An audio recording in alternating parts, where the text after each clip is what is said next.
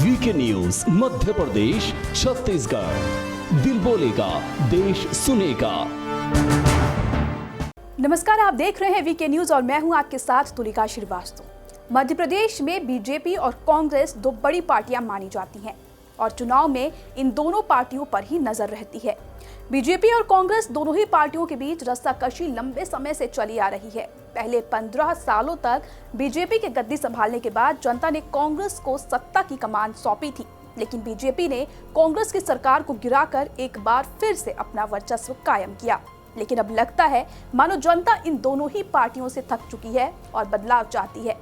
वरना और क्या वजह होगी कि प्रदेश की एक सीट पर हुए नगर पंचायत के चुनाव में जनता ने दो सबसे बड़ी पार्टी बीजेपी और कांग्रेस दोनों को ही सिरे से नकार दिया। देश के 5 राज्यों में आज मतगणना चल रही है और लगातार रुझान सामने आ रहे हैं, लेकिन एक चुनाव इसी बीच मध्य प्रदेश में भी हुआ था, जिसके नतीजे अब सामने आ चुके हैं।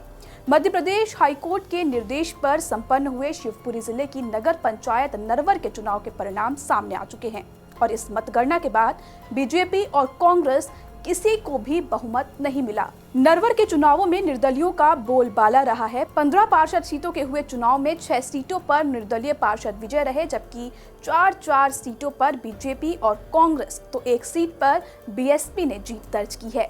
जीते हुए प्रत्याशियों में से ही नगर परिषद के लिए अध्यक्ष और उपाध्यक्ष का चुनाव होगा। हालांकि बहुमत न मिलने के बावजूद बीजेपी और कांग्रेस के पास 4 सीटें हैं, यानी कि अध्यक्ष पद के लिए दोनों ही पार्टियां एड़ी चोटी का जोर लगाएंगी।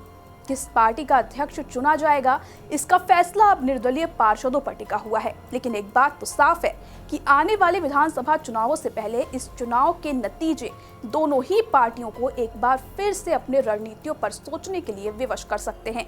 साथ ही इन नतीजों के बाद अब आने वाले चुनाव और भी दिलचस्प होने के आसार दिखाई देने लगे हैं। फिलहाल इस खबर में इतना ही। देश दुनिया से जुड़ी खबरों के लिए जुड़े रहिए वीके न्यूज के साथ। धन्यवाद।